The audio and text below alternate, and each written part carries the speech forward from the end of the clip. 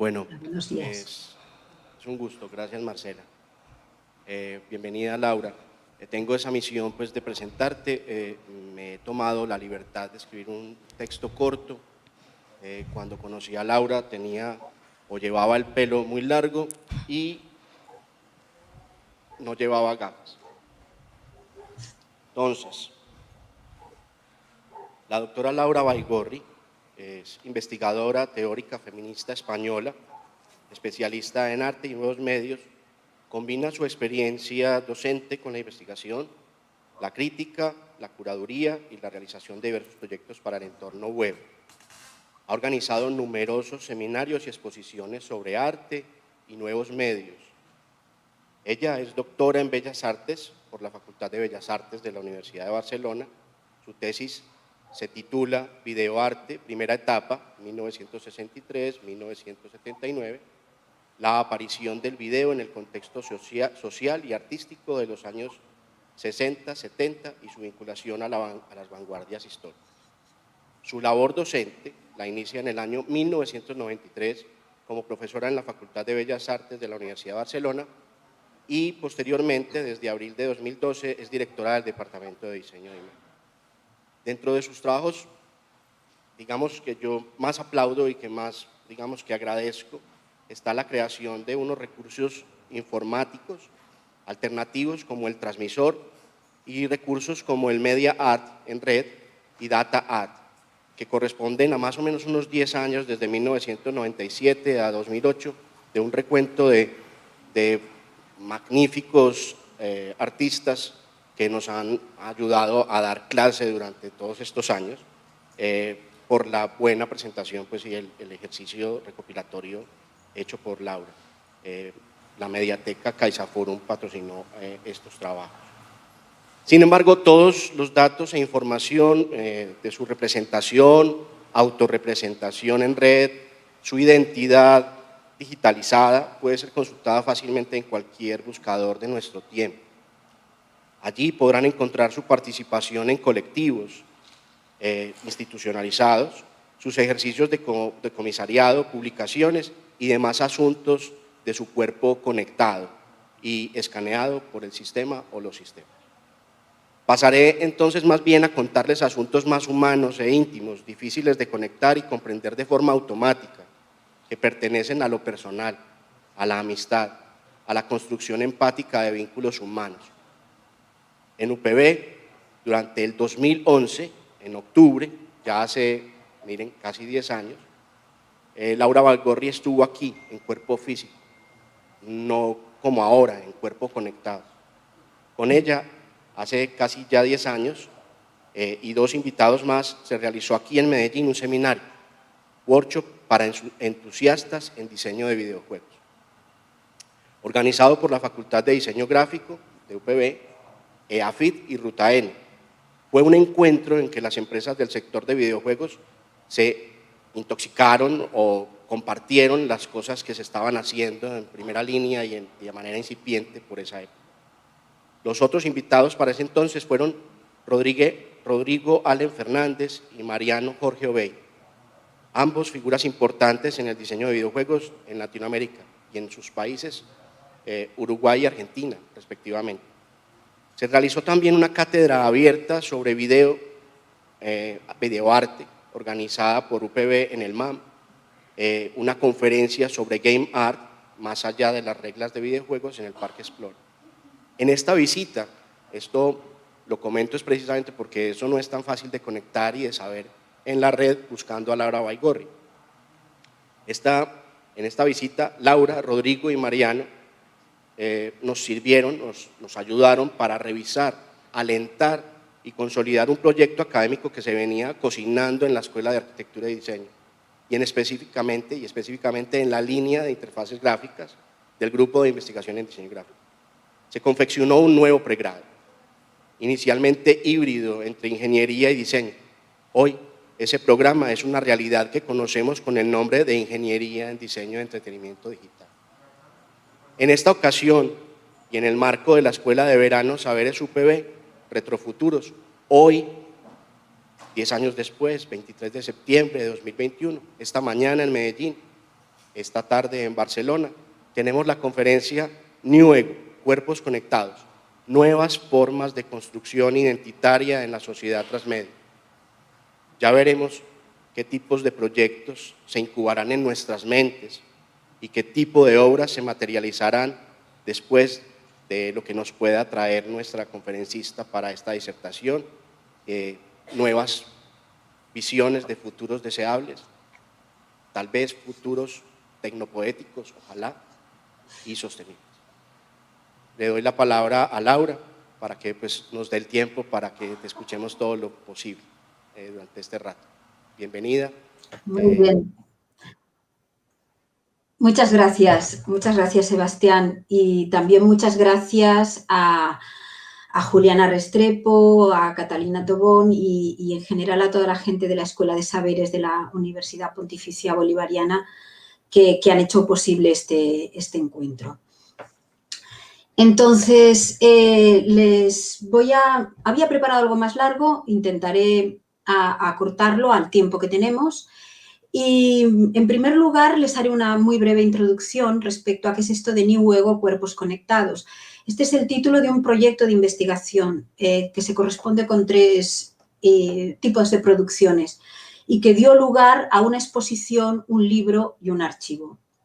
Entonces, yo voy a contextualizar primero muy brevemente cuáles son las relaciones un poco entre artistas, cuerpo y tecnología, y pasaré enseguida a presentarles una serie de obras relacionadas con este título.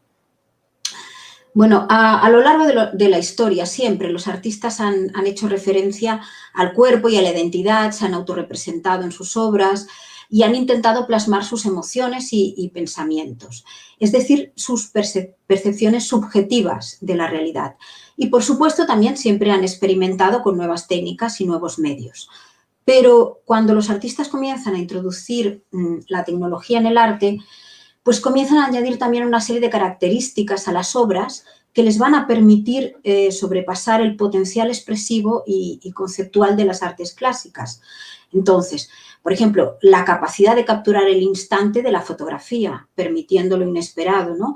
O la capacidad de capturar el movimiento en el tiempo del vídeo y del cine, permitiendo el relato.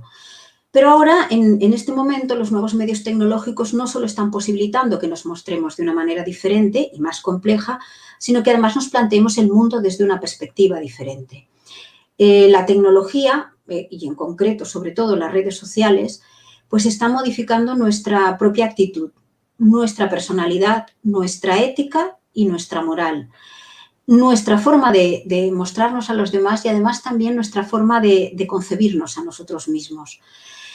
Por una parte, sí que es cierto, se ha producido un gran incremento del exhibicionismo y la permanente sobreexposición, pero también asistimos a una situación que es socialmente crítica, donde, por ejemplo, personas marginadas o estigmatizadas por cuestiones sociales, psicológicas o de género, utilizan su imagen en las redes como un medio para salir del ostracismo y conseguir una mayor visibilidad, ¿no?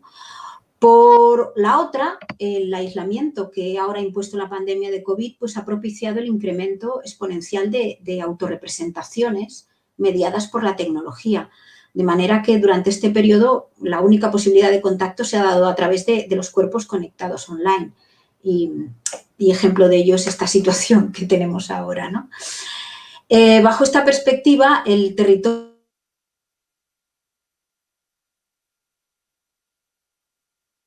de la privacidad por dinámicas sociales y colectivas instauradas a través de las nuevas tecnologías y de las redes sociales.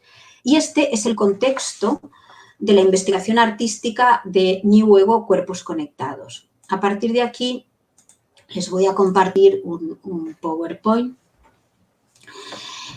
sobre el proyecto. Entonces, bueno, ¿cuál es la definición de esta exposición? Pues, en general, todo el proyecto se trata de un proceso de investigación artística sobre el cuerpo y la construcción identitaria mediados por la tecnología. Los artistas han realizado obras que giran en torno pues, a la autorrepresentación, el autorretrato y la autopercepción, donde analizan diferentes aspectos relacionados, por ejemplo, con el cuerpo sobreexpuesto, intervenido, ensimismado, reivindicado, sexualizado, medicalizado, vigilado y, en definitiva, problematizado. Entonces, la imagen de esta exposición era un ser andrógino que acabamos haciendo por acumulación de rasgos específicos, ¿no? No por sustracción, precisamente. Y es esta que están ustedes viendo aquí. Todas estas obras pues, han sido realizadas con diferentes medios tecnológicos, sistema de vigilancia audiovisual, dispositivos de geolocalización, vídeos, rastros en las redes sociales, procesos de interacción analógica y visual y de interacción digital sonora, métodos de generación artificial de imágenes y bases de datos. Y, bueno, las obras se agrupan en 3 grandes bloques temáticos. Uno es la autoexposición como desafío artístico, y en ella hay obras que están basadas en la autorrepresentación y la autorreferencia. La otra parte se llama universo ego, que es la autopercepción y la consciencia mediadas por la tecnología y la ciencia. Y en la tercera veremos simulación y reivindicación de identidades a partir del trabajo subversivo realizado con repositorios de datos, con archivos. Entonces, empezamos con el primero, con la autoexposición como desafío artístico, y quisiera iniciarlo con una frase que Fernand Léger escribió en 1933, ¿no? Y que es premonitoria de lo que sucedió después. Decía, he soñado con el film de las 24 horas de una pareja cualquiera que trabajan en oficios cualesquiera. Aparatos nuevos y misteriosos permiten tomarles sin que se den cuenta, sin que nada quede fuera, su trabajo, su silencio, su vida íntima y amorosa. Proyectad este film en toda su crudeza, sin intervención alguna. Supongo que sería algo tan terrible que la gente huiría aterrorizada pidiendo socorro, como ante una catástrofe mundial. Bueno, obviamente ninguno de nosotros ha huido, ¿no? de lo que es nuestra cotidianidad, ya con los grandes hermanos y con cualquier tipo de concurso en el que vemos la vida de todos a todas horas, ¿no? Entonces, desde el inicio de la era tecnológica, pues la imposibilidad de los individuos de escapar a un control y localización permanente, pues ha incitado a muchos artistas también a exponerse ellos mismos como paradigma y a veces incluso como chivo expiatorio de una sociedad que no solo asume, sino que ya ha normalizado esta vigilancia continua, ¿no? Entonces, este avance de la autoexposición concebida como desafío artístico eclosionó en la década de los 60 pues, a partir de la experimentación con la performance. Y si en el siglo XX los artistas se exhibían personalmente o mostraban los vídeos de su intimidad a los visitantes de galerías y museos, a partir del siglo XXI comenzaron a expandir realmente su radio de acción al público conectado, que es a todo el mundo. Entonces, la pionera fue Jennifer Ringley, que veis aquí en la imagen, quien en 1996 lanzó en Internet una página que se llamaba JennyCamp, permitiendo que los usuarios vieran su actividad cotidiana a través de una webcam conectada a las 24 horas del día, ¿no? Entonces, ella fue la primera livecaster en la web, visionaria también en cuestión de rentabilidad, pues llegó a contar con más de 5.000 abonados que pagaban por el privilegio de verla a cualquier hora. Ella se mantuvo durante más de 7 años hasta que en 2003 apagó la cámara y simplemente desapareció. Cuando se casó cambió su apellido y en este momento, o desde entonces, pues no tiene Facebook, ni Instagram, ni Twitter. Ha quedado diluida en la nada. Bueno, pues a partir de estos precedentes, este tipo de acciones mediáticas se han sucedido bajo diferentes contextos, intenciones, pero siempre orientadas a la espectacularización de la vida cotidiana. Pero, sin embargo, en el mundo del arte sí se han dado otros escenarios particulares que rompían de forma específica con este patrón. Y este es el caso de Data Biography y Data Biopic, que son 2 proyectos donde los artistas Clara Boch y Diego Díaz insisten en mostrar su cotidianidad hasta el aburrimiento, o se podría decir casi desde el aburrimiento, ¿no? No obstante, ellos lo hacen trascendiendo la mera visibilidad de la cámara, hay imágenes en Data Biography sobre todo, pero su sobreexposición se extiende mucho más allá, a la totalidad de sus datos digitales. Entonces, esto que están viendo es impreso en papel a lo largo de un año, todo su historial de navegación, todas sus interacciones en las redes sociales, mensajes de WhatsApp, emails, historiales de navegación y de búsqueda, localización de GPS, todo ha sido capturado por una app comercial diseñada para espiar y recopilar los datos que generamos en nuestros dispositivos móviles. En Data Biopic, Data Biography da cuenta en papel, en 365 libros impresos, uno por cada día del año, el rastro digital de estos artistas, y Data Biopic es un vídeo que nos muestra en una pantalla condensados, es un vídeo de las 24 horas de un día, ¿no? Y las dos piezas juegan con una idea descabellada que ya planteó Bill Viola en los 60, que es la imposibilidad humana de revisar todo lo que somos capaces de generar en tiempo real, ¿no? Su idea consistía en grabar en audio lo que sucedía en su cocina durante un largo periodo de tiempo, la de Bill Viola, quiero decir, pero enseguida se dio cuenta de que necesitaría el mismo tiempo de su vida para revisarlo. Y él escribía en 1984, tras haber coleccionado más de 24 horas de grabación, me asaltó una idea angustiosa. Necesitaba 24 horas más, el mismo tiempo que había utilizado para la grabación, para escuchar todo aquello.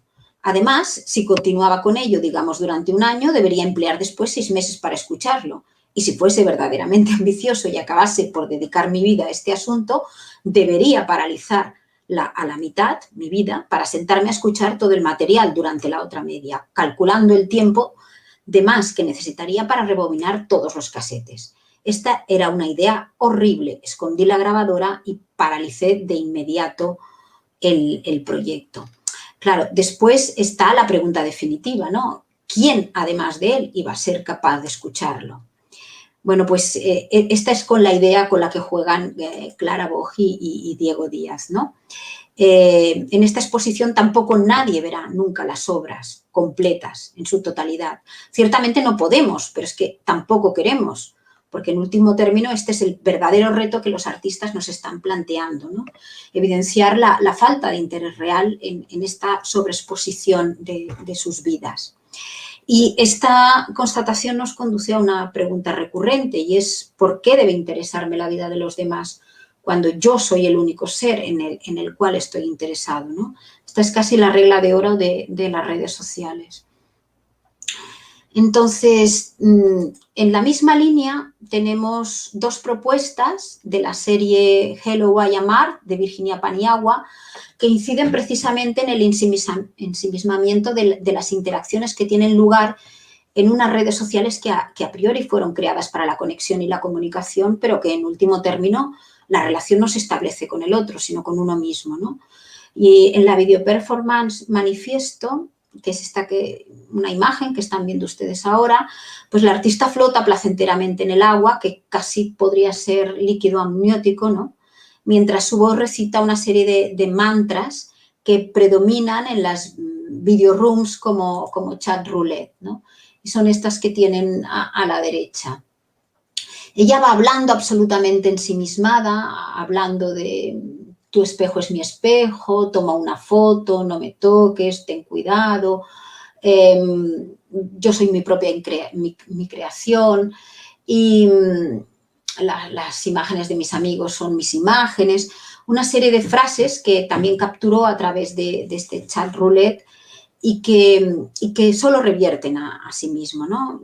Donde los individuos, es una red donde los individuos solo buscan el reconocimiento y la propia prevalencia. El principal objetivo es que cualquier contacto revierta en mí, ¿eh? Y por algo se denominan estas ego parties. Esto lo veremos después si da tiempo, pero no quisiera ahora retrasarnos. Bueno, esta sobreexposición de la intimidad se denomina extimidad y se corresponde a un neologismo ideado por Lacan en 1958 pero que más tarde ha sido redefinido desde el psicoanálisis hasta llegar a la actual acepción de extimidad como la tendencia de las personas a hacer pública su intimidad. Y esta la debemos al psiquiatra y psicoanalista Serge Tisseron, quien en 2001 la llegó a definir como la exposición de los aspectos más íntimos de una persona. La particularidad es que aquí el individuo no se expone con la intención de compartir sus experiencias, sino que utiliza a los otros como un espejo para reafirmarse. Entonces, extimidad se podría decir en una definición muy, muy rápida y muy poco académica, que es lo que todos hacemos en Instagram. Y la sextimidad sería ya eso que hace la gente en OnlyFans. Bueno, incidiendo en esta idea, en Virginia Paniagua pues realiza esta pieza que ven aquí que se llama Me and My Partners, donde genera una imagen ampliada de webcam muy, muy explícita. Es su propio autorretrato compuesto por las imágenes de desconocidos capturados durante las sesiones que ella tiene en Chat Roulette. Chat Roulette es un tipo de chat donde la gente entra aleatoriamente. Compartes imagen y audio con gente, pero no sabes quién va a venir nunca. Entonces, durante esta experiencia, Paniagua detectó que en estas comunicaciones lúdicas entre persona y persona pues se iniciaba más bien un diálogo con uno mismo, ¿no? Que la comunicación con desconocidos era entonces un intento más de la autorrepresentación en soledad, donde el partner sostenía nuestro ego durante todo este proceso de autorreconocimiento. Uno de los principales desafíos de esta artista investigadora pues consiste en evidenciar que en la práctica las redes sociales no mantienen su base en los supuestos de la conexión, en el establecimiento de vínculos, en el intercambio de experiencias, en la reciprocidad, ¿no? En la afinidad, que es lo que en teoría deberían mantenerlo, sino en el mero deseo del conocimiento, en la conciencia y del autoconocimiento, ¿no? Y en la conciencia y exhibición de la propia identidad, de algo que acaba siendo, pues eso, puro ego.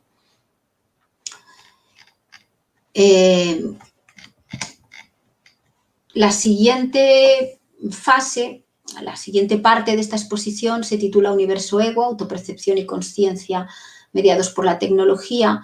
Y aquí esta parte está concebida en la idea de que cuando todo revierte en mí mismo, los límites del universo se reducen a la autopercepción, ¿no? Y culminan en una plena consciencia. El ego no solo es el centro de ese universo, sino que es el universo en sí mismo. Entonces, la obra que abordamos a continuación se aproxima a esta idea desde perspectivas muy diversas, dos obras, perdón, pero las dos se basan en la exploración de mecanismos extremos de autopercepción física y psicológica mediados por la tecnología y la ciencia.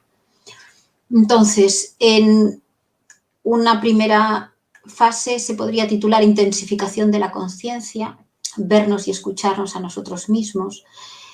Y en ella esta es una pieza que presentaron Augusto Zubiaga y Lourdes Villoruelo, que parte de una noción de ego amplificado, de retorno siempre recurrente e inevitable a uno mismo, ¿no?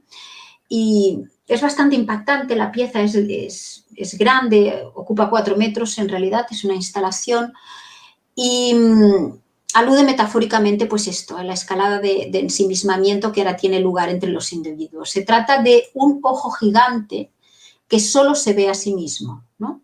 Sus elementos, sus propios procesos electromecánicos y todos los datos que él mismo genera.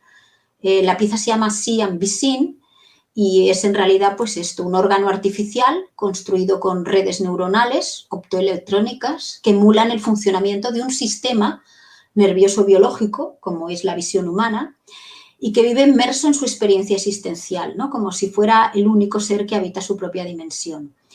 La intención de los artistas es abordar la cuestión de la emergencia de la consciencia desde la similitud, partiendo de unidades de funcionamiento, que son neuronas electrónicas analógicas, que se interconectan para crear redes que son capaces de generar su propia realidad y alimentarse de ella, ¿no? Entonces la máquina siente, imagina, construye y percibe su propia realidad en una continua autorreferencia.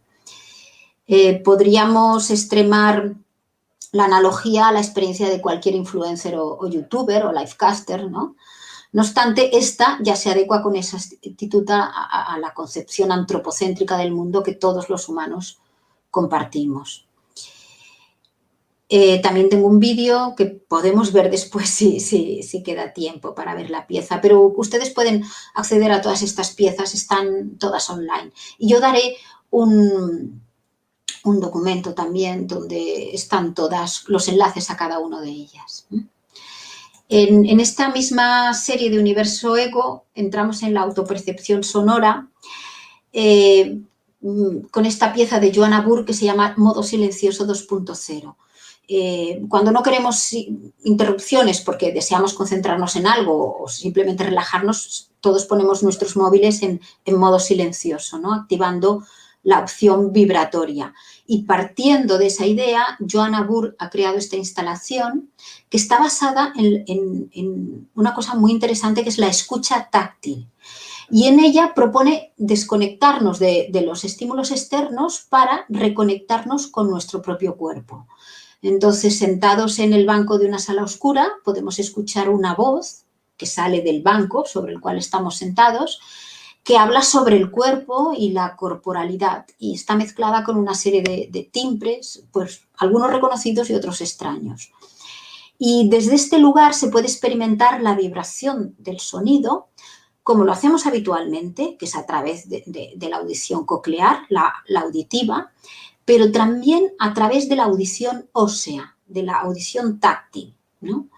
Porque es vibratorio. Y entonces la sensación, cuando estamos ante esta pieza, es la de oír con el cuerpo, oír con la piel. Unas palabras vibrantes que también nos remiten al cuerpo, ¿no? Va diciendo cuerpo encarnado, cuerpo mediador, cuerpo propio, cuerpo vivido, conectado, etc. Bueno, y la siguiente obra de Universo Ego es la autopercepción psicológica, las preguntas existenciales, ¿no? Probablemente estamos viviendo el impasse histórico en el que la humanidad ha decidido otorgar más fiabilidad a la tecnología que a sus propios sentidos, ¿no? Y a su vez también hemos ingresado de pleno en la era de la sociedad medicalizada. Entonces tomamos pastillas para dormirnos y para despertarnos, para tranquilizarnos, para estimularnos, para tener apetito y para sentirnos saciados. Y desde hace unos años también para diseñar nuestra personalidad de la misma manera que la cirugía estética diseña nuestros cuerpos. Esta instalación que han concebido Águeda Simó y Pedro Ortuño se llama La construcción del yo y la cosmética psicoquímica y propone en concreto una reflexión sobre la utilización de psicofármacos en la creación artificial de una nueva personalidad más atractiva socialmente. Entonces lo hace a través de 3 proyecciones que remiten a estados emocionales y a comportamientos inspirados precisamente en historias clínicas recogidas en diversos artículos sobre este tema. Es decir, en este momento se están utilizando los fármacos para rediseñar la personalidad, para tornarnos de una forma diferente a la que somos. Los artistas pues, han considerado que esta normalización de la conducta que ahora se potencia en nuestra sociedad hiperconectada parece justificar el uso de psicofármacos orientados a disminuir rasgos personales, como por ejemplo sería la melancolía o la timidez, a la vez que fomentar otros más acertados en nuestra sociedad actual y por lo tanto más adecuados para alcanzar el éxito laboral o personal.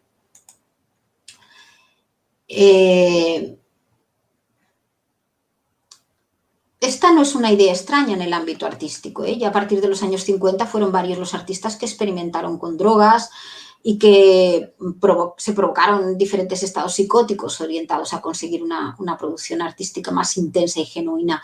Pensemos en William Burroughs o en Andy Warhol, entre otros, ¿no? Sin embargo, la finalidad y contexto de esas experiencias de neoconsciencia o de autoconocimiento dista mucho de esta nueva situación, donde ya ha entrado en juego la potente industria farmacéutica, ¿no?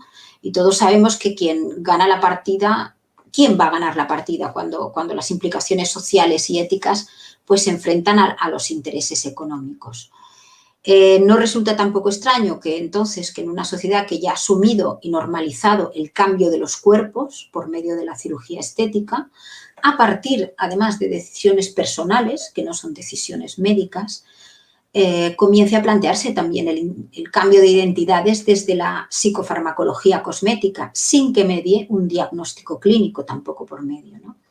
La autopercepción, entonces, torna a ser un condicionante fundamental en las decisiones que empujan a los individuos a realizar estos procesos. Pero siempre cabe preguntarse, pues eso, si seguimos siendo nosotros mismos tras el cambio de nuestro cuerpo físico y si seguiremos siendo nosotros mismos tras el cambio de los rasgos de nuestra personalidad. Y bueno, y por último, y en el último bloque, los artistas despliegan un trabajo creativo y subversivo de simulación y reivindicación de identidades a partir de diferentes tipos de repositorios, ¿no?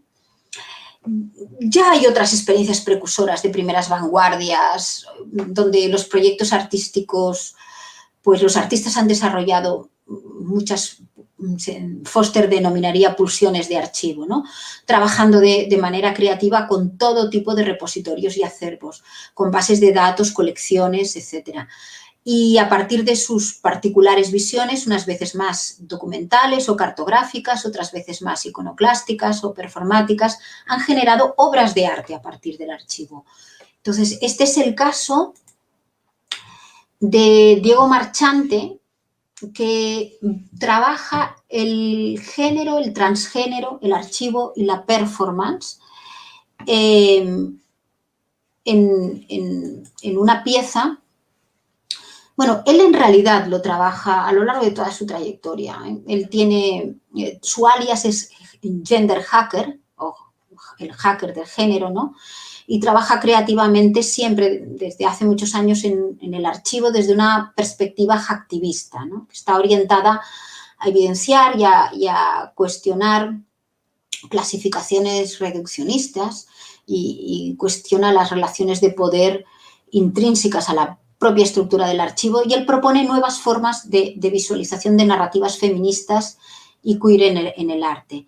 Entonces, en Queering the Future, de la serie Gendernaut, nos presenta un vídeo y también revisa performáticamente los acontecimientos clave de los movimientos feministas y LGTBI de los 90 para imaginar de alguna manera su futuro.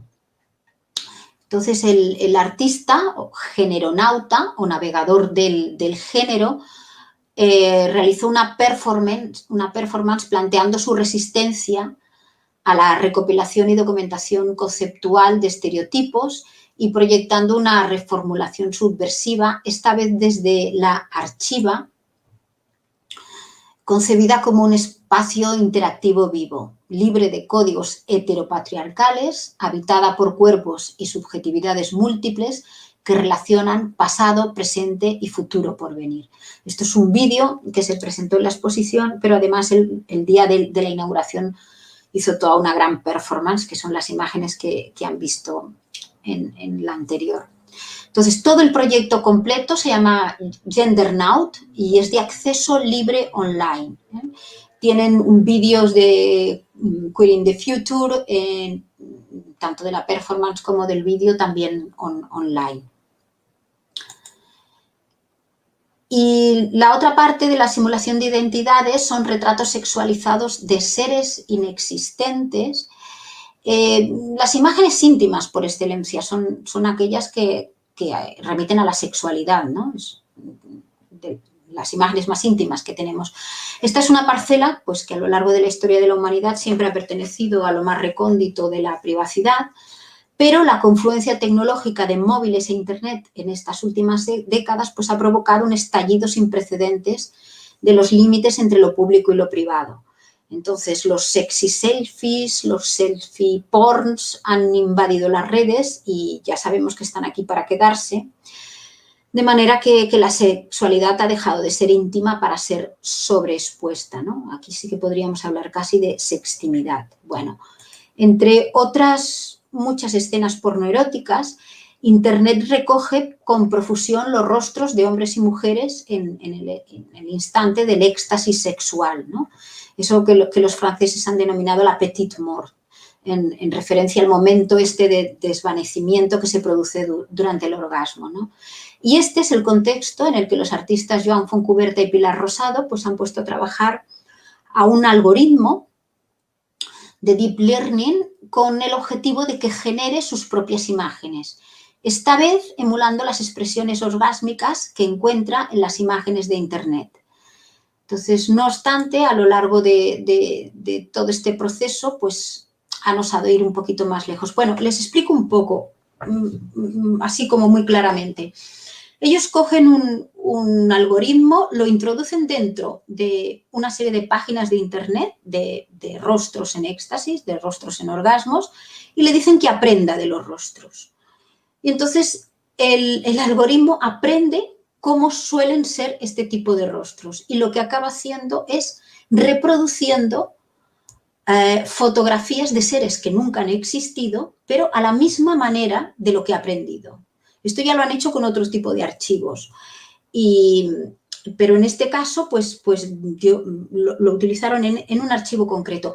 Mientras estaban trabajando con ellos, el proyecto se llama Prosopagnosia, la Petite Mort, se dieron cuenta de que hay ese tipo de expresiones se pueden ser muy similares a los rostros de personas fallecidas. Y entonces también lo pusieron a trabajar en un archivo de rostros de personas fallecidas. Y al final mezclaron los dos, de tal forma que tenemos aquí la Petite y la Grande Mort, ¿no? Y esta imagen que están ustedes viendo es la mezcla de las dos. Han trabajado con 5 paneles, en uno son todos de orgasmos, en otro son todos de rostros de muertos, este es el de la mezcla y después hay 2 más con los pasos intermedios de uno y de otro. La pieza forma parte, ya les digo, de un amplio proyecto fotográfico donde los artistas introducen un tipo particular de redes neuronales que se llaman GAN, Generative Adversarial Networks, en diferentes archivos para que aprendan los patrones de las expresiones faciales y creen retratos fotorrealistas de personas que jamás han existido, ¿no? Entonces, se trata de un acto subversivo que desplaza esta sistematización y clasificación de lo que ya existe hacia una serie de posibilidades creativas latentes que, en este caso, ya ven que escapan del control humano. El libro y una versión anterior de esta obra, Prosopagnosia, obtuvieron el premio de Arco electrónico en 2020. Y trabajaron con un archivo antiguo y esto que ven aquí abajo son las fotografías que aprendió a hacer el algoritmo, a trabajar con, pues eso, a crear seres inexistentes. Bueno, aquí también presentamos una obra común y ya voy muy rápido, os voy acabando, realizada por el equipo del proyecto que se llama Archit. Es un archivo cartográfico online de obras artísticas en torno al cuerpo y la identidad y que ha sido configurado como un dispositivo de investigación, difusión y aprendizaje de acceso libre.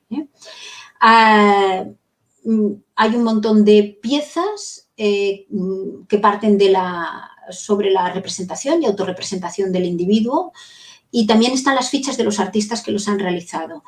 Y este que ven aquí abajo es el enlace, es un archivo de acceso libre y está concebido pues eso como una herramienta para quien esté interesado en el cuerpo y la identidad acceda a las obras de los artistas que han trabajado en ello y puede haber fichas sobre es iberoamericano también la pieza.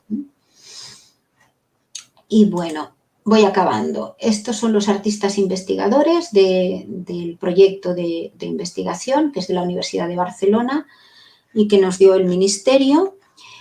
Y realizamos también un libro que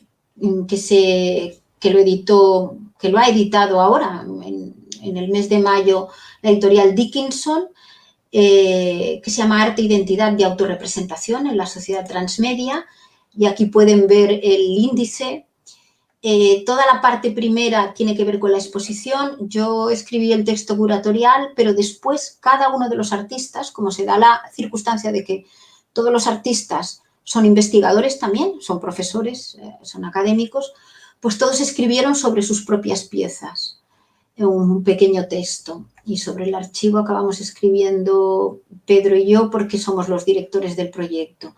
Y la segunda parte, los componentes del proyecto que no tenían obra, escribieron textos teóricos en torno al cuerpo e identidad mediados por la tecnología. Fíjese que hay además, o sea, se amplía todavía la exposición con temas como la identidad, violencia de género y activismo feminista en el arte transmedia, que escribió Maumont León, como la exteriorización de la enfermedad y los cuidados en el arte, que escribieron Marta Negri y Joaquín Cantalusella, y después reflexiones en torno a la fotografía, la muerte y el duelo en tiempos de pandemia, de Montse Morcate. Todos estos textos completamente actuales, ¿no? De presente. Solo quiero acabar haciendo una pequeña reflexión respecto a qué es la investigación artística, ¿no? Y cómo se basa en otras preguntas y cómo eso nos permite nuevos resultados. Voy muy rápido.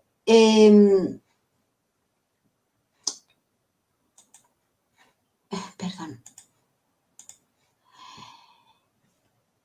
Bueno, desde Cuerpos Conectados nos hemos planteado la reflexión sobre exposición personal y la intimidad en las redes, sobre el deseo de reconocimiento y el ensimismamiento, sobre la autopercepción sensorial, sobre el potencial de emulación humana de los sistemas artificiales, sobre el deseo de cambio físico y psicológico, la medicalización, la resistencia a los estereotipos y la reformulación subversiva del género, ¿no?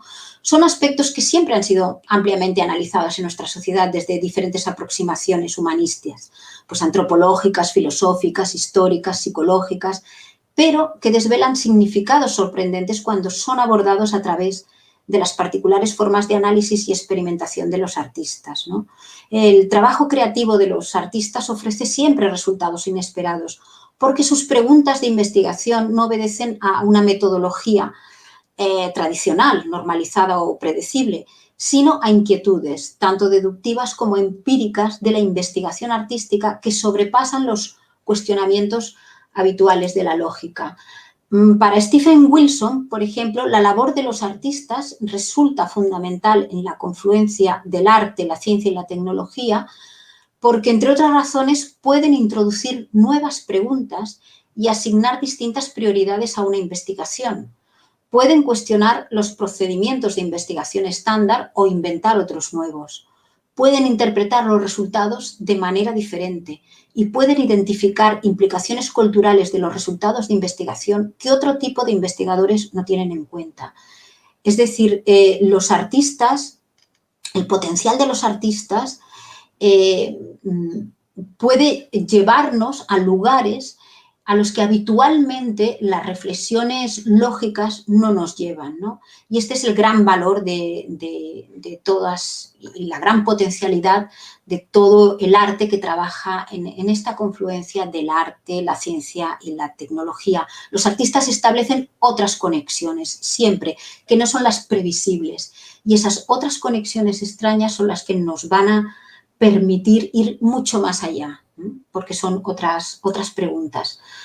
Finalmente, solo quería decirles que hay todo un programa monográfico en Metrópolis, de Radio y Televisión Española, se emitió el 18 de mayo, revisaron toda la exposición y hay entrevistas a cada uno de los artistas explicando sus obras, con lo cual todo esto que les acabo yo de contar pueden ampliarlo y profundizarlo en este vídeo de Metrópolis. Y bueno, aquí ven la fachada del Centro Etopía de Arte y Tecnología, que está en Zaragoza, que fue donde realizamos esta exposición de la cual les he hablado. Y bueno, eso es todo. He tratado de llegar a tiempo para dejar estos 10 minutos finales. Ya ven que he ido un poquito deprisa, pero es que quería que me diese tiempo a dejar estos minutos finales. Hola, Bueno, Laura. Qué maravilla. hola. Maravilloso. La verdad es que nos mueve un montón de cosas. Me avisan que tenemos hasta las 9:15 porque la Ah, transmisión nos abrió un poquito más de tiempo. Así que bueno. no sé si con las preguntas nos extendemos un poco o si quieres hablar de algo que se te quedó en el tintero o otros 10 minutos y luego pasamos a las preguntas, como lo desees. He ido muy, muy rápido. Me salté algunas cosas, sobre todo me salté el poder ver algunas piezas. Podemos ir ahí, puedo mostrarles de lo que he hablado. Mire, por ejemplo, me gustaría enseñarles Archit, nuestro archivo. ¿Mm? Estoy... ¡Ay, Dios! Ah, sí. Voy a ponérselo aquí. Voy a compartirlo. Porque es una herramienta que puede ser útil para, para ustedes, ¿no? Bueno, es útil para estudiantes, investigadores, para... esta es la web de Archit. El proyecto en realidad se llama Arte y Cartografías Identitarias en la Sociedad Transmedia. Y si me voy directamente al archivo, ahora voy a navegar, ven aquí todas las obras que tenemos. Yo voy a hacer un scroll. Entran aquí, voy cargando.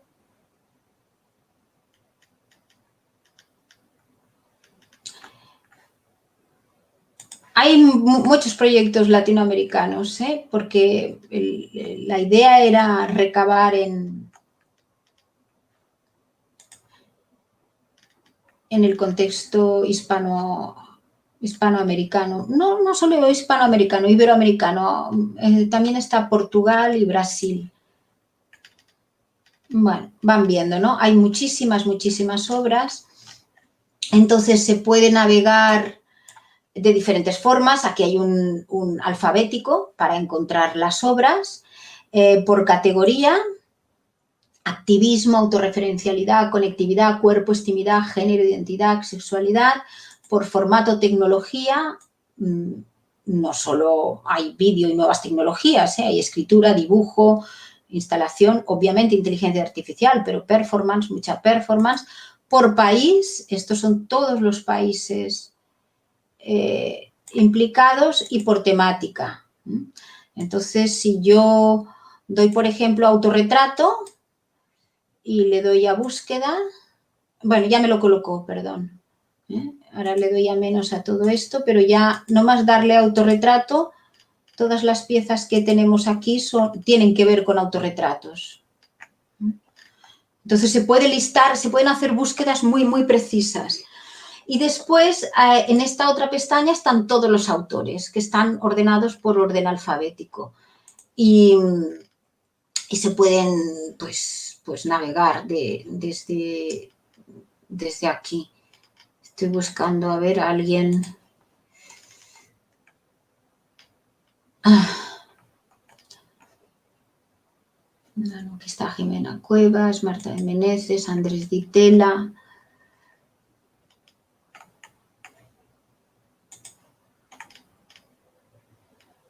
Mire, aquí tenemos a Gender Hacker, que por ejemplo es hemos visto obras de él.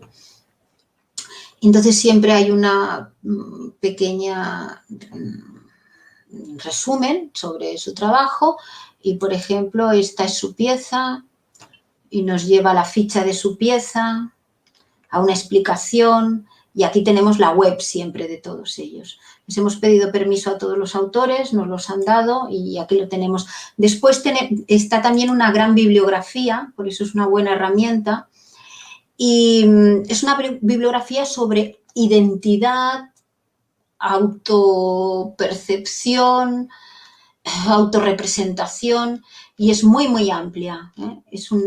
Yo creo que es extensísima. Sí, la curso es muy, muy grande. Entonces está pensado todo el archivo como una gran herramienta de trabajo para todos. Bueno, aquí están todas las cosas que hemos hecho todos nosotros.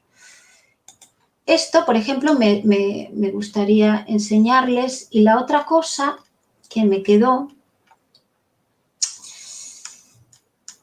por ejemplo, ¿dónde estás? Esto. Les quería enseñar, porque una de las cosas que quería comentar es bueno, pues forma parte de la labor curatorial, ¿no? Esto es un vídeo de Virginia Paniagua que se puede proyectar de muy diferentes maneras. Y lo que hicimos en esta exposición fue proyectarlo en el techo.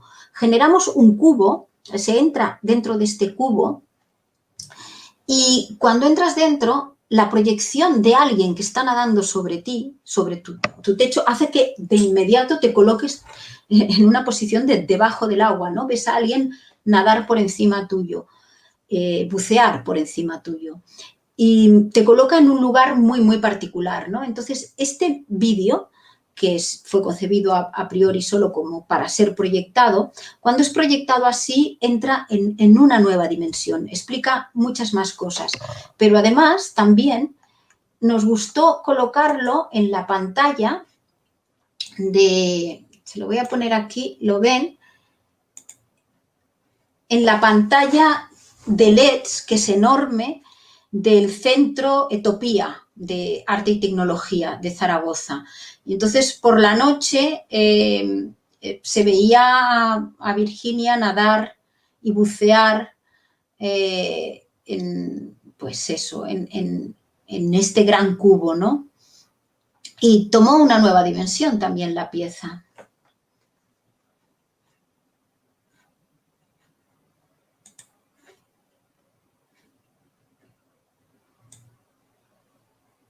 Bueno, la exposición se veía de esta manera. La suelto. Uy.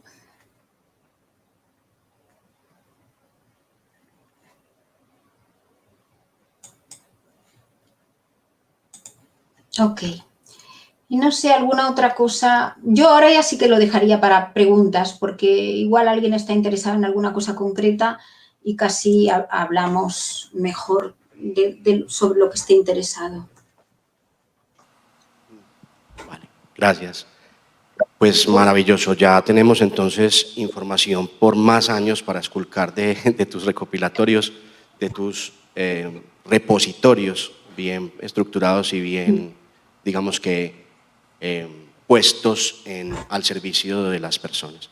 Yo, Laura, veo pues aquí hay personas que han hecho preguntas, ya está, por aquí tengo una pregunta de Juliana Restrepo.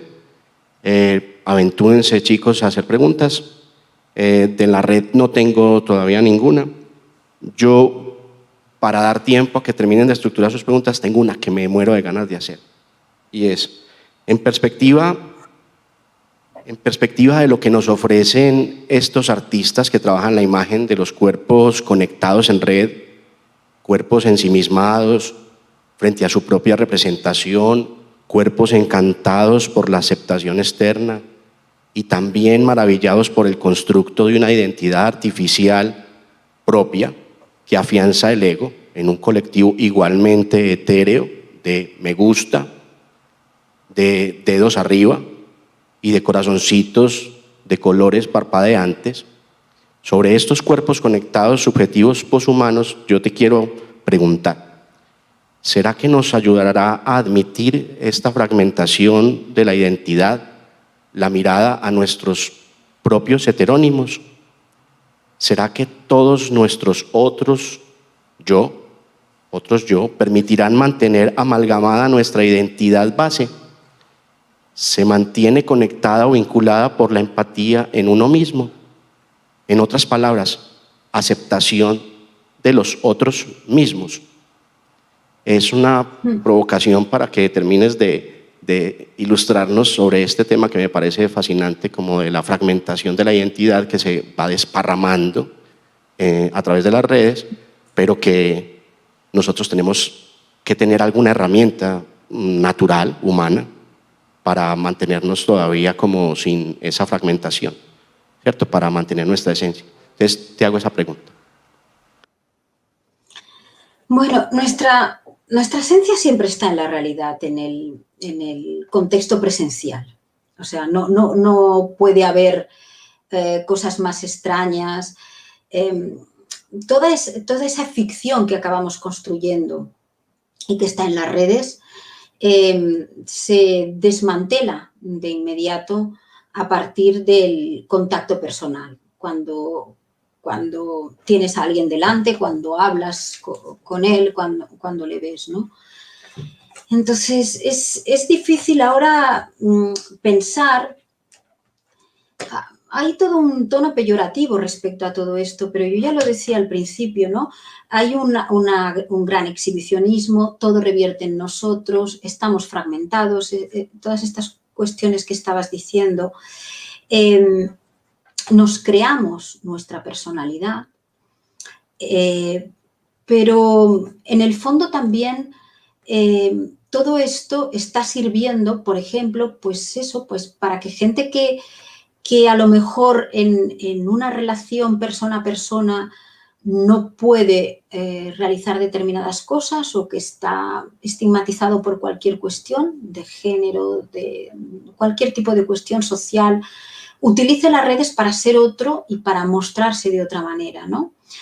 Psicológicamente, todas estas cosas ayudan tanto como constriñen. Creo que no tenemos todavía perspectiva o no tenemos perspectiva los que no somos nativos digitales. No es tan importante todo esto de lo que estamos hablando nosotros ahora para los que son absolutamente nativos digitales. Estas cosas yo creo que nos preocupan más a los que no somos nativos digitales, ¿no? ¿Cómo autoexponerse de esa manera, ¿no? O sea, a nosotros a muchos de nosotros, otros no, otros pasaron ya a ese lado. Pero a un chico de 18 años, 20 años, no hay ningún problema en todas estas cosas, ¿no? Esto es una herramienta que ha pasado a amplificar. Los límites de la intimidad estaban colocados en un lugar y ahora los hemos colocado en otro, simplemente. Y vamos a ver con el tiempo qué es lo que acaba sucediendo con todo esto. Por aquí entonces te hago la pregunta de Juliana Restrepo. Hace dos preguntas, yo te voy a tirar la primera, porque creo que es interesante y creo que puede ilustrar a muchas personas que le siguen la pista a los artistas y que de alguna manera pues nos interesa construir nuestro pensamiento mirando a los artistas, que justamente pues, nos permiten como una visión como más amplia, más arriesgada, más, como tú decías ahorita, como con conexiones no previstas, ¿cierto? No preestablecidas. Y entonces la pregunta es, ¿cómo es el proceso mediante el cual realizas tus proyectos de curaduría cuando te enfrentas justamente a esas visiones tan, ¿qué está pasando aquí? ¿Qué están proponiendo? Bueno, siempre obedecen a intereses personales. Este es un trabajo magnífico que tenemos, ¿no? Quienes nos dedicamos a esto, y entonces siempre es, ¿qué me gustaría saber? Pues ahí me lanzo, empiezo a leer y empiezo a buscar obras de artistas, empiezo a leer en torno al tema, además de Serge Tisserand con la estimidad, con el libro de la estimidad, Paula Sibila tiene un libro magnífico en el cual habla del show del yo, ¿no? ¿Y cómo surge esto? Pues a través de planteamientos personales, de qué está sucediendo con las redes o incluso de cosas tan cotidianas como mi hija se está sobreexponiendo mucho, ¿no? Y hablas con ella y dices, no, pues sí, esto es muy normal y de ver que hay concepciones diferentes respecto a la sobreexposición, ¿no? Y a partir de ahí empiezas a trabajar, a recopilar datos, a hacer hipótesis, a romperte y a empezar a escribir y a romperte las hipótesis conforme vas escribiendo. Realmente, en este proyecto en concreto, toda la gente estábamos trabajando en torno al mismo tema y yo lo único que hice fue pedirles a los artistas, a mis compañeros, investigadores, porque tengo algunos que son solo teóricos, pero la mayoría eran artistas, que se pusieran a trabajar en en una pieza, cada uno en su línea, pero que hablase de las nuevas concepciones de ego, que hablase de identidad. Y fue relativamente fácil, porque todos ellos ya estaban trabajando en cosas parecidas y similares. Introduje como contrapunto a dos artistas externos que no forman parte del proyecto. Una era Virginia Paniagua, estas piezas que acabo de mostrar ahora en vídeo, y el otro Joan Foncuberta y Pilar Rosado, que con el algoritmo este increíble que inventa seres que no existen, ¿no? Porque conectaban muy bien con las piezas. Lo que hago en un proceso curatorial es ponerlas a dialogar a todas. Realmente son todas piezas que me gustan, pero muchas veces no puedo colocar todas las piezas que me gustan, sino que lo que hago es confrontarlas. No tanto para que debatan entre ellas, que a veces sí, sino porque a veces la visión de un artista respecto a un tema con la de otro respecto al mismo tema se cruzan. Y en ese cruce aparecen cosas que uno tiene en cuenta, otro que no, que uno, pues eso, que a uno le interesan especialmente y que otro desecha. Y entonces siempre es un diálogo, por eso hay tres bloques, ¿no? Porque uno es el bloque del ensimismamiento, otro es el bloque de la extimidad, uno va para afuera, otro va para adentro, y el último es el bloque del archivo. Se trata de poner en diálogo las piezas y que en ese diálogo surjan tanto reflexiones como surjan chispas. Y ese es el proceso en casi todos los textos curatoriales o incluso en los textos que escribo. Muy bien, Laura. Pues muy claro, muy sugestivo todo el panorama. Tendremos mucho que estudiar a partir de esta charla de hoy. Te agradecemos infinitamente la disposición siempre para con esta casa. Es un gusto verte de nuevo, así sea en Cuerpo Conectado. Para todos los que están aquí, muchas gracias por venir. Para todos los que se conectaron desde sus casas, pues muchas gracias por estar conectados. Y Laura, nos dejas tareas. Vamos a ver esta vez este revolcón que produce en esta casa. Muchas gracias. Muy bien, muchas gracias a ustedes también.